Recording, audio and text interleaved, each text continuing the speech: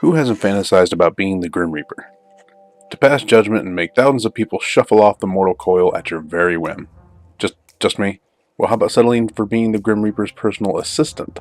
Well, in Death Coming, that's exactly what you are. You'll spend your time finding inventive and fun ways of murdering everybody in the world. Well, murder may not be the right word. Let's call it using ingenuity and creative thinking to help resolve mortal conflicts. You'll spend your time looking for various objects and finding new ways to use them in order to kill the denizens of Death Coming's world. As far as the actual gameplay of the game, you'll spend your time clicking on pixels as if it were an adventure game of yesteryear. Now, I have to fully admit that I usually hate this kind of gameplay. I find adventure games incredibly boring, and for me, they offer very little entertainment value. But this game, I really like this game. Sure, you're hunting for pixels to murder people, but at the same time the payoff is so satisfying, and the pixel hunting never gets to a frustrating degree. You'll also rarely be pixel hunting for an entire screen for something to click on, as there are dozens, maybe even hundreds of items in the environment for you to use. Every death feels satisfying to pull off. The game feels this good because the puzzles and rewards come at a good clip.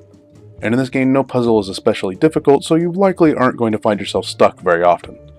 When zoomed out, it's almost like you're playing a game of Where's Waldo, but instead of looking for a goofy guy in a sweater and a stupid hat, you're looking for instruments of death. That's not to say you'll be killing without impedance, though.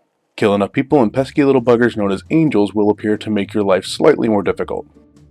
If they see you interacting with an object, they will take one of your hearts. And like many games before it, it relies on the tried and true baseball rules of 3 strikes and you're out. Or in this instance, you've failed the level and you'll need to start over again. I usually tend to focus on the negative of games when I review them and leave it up to the player to find the good stuff. It's always nice to open up a Christmas present and find something awesome rather than open it up to find a bunch of socks. Rather to be surprised by the good stuff than blindsided by a hot, soupy, used jockstrap. I may be losing the metaphor here, but my point is that there's not a lot to complain about for this game. Well, maybe there are a few things, but none of them deal breakers. Sometimes it's not exactly easy to see where a rolling object will land before you activate it. The angels can see your entire aura whenever you use an object, even whenever they're facing away from it. The music gets louder as you zoom out, even though it seems like it should be the other way around. And I guess in a perfect world it would have controller support, even though the mouse and keyboard is clearly the way the game is designed to be played. That's about it really, but if I had to come up with one more major complaint, it would be that the game is a tad short for $7. It took me about 4 hours to complete and I was taking my time. It's well crafted and nails what it's going for. New mechanics are introduced at a good pace, the difficulty ramps up at a satisfying curve. There's just not a lot of negative things for me to latch onto with this game, and that makes me happy. So this video is going to be a little bit shorter than a lot of my other ones.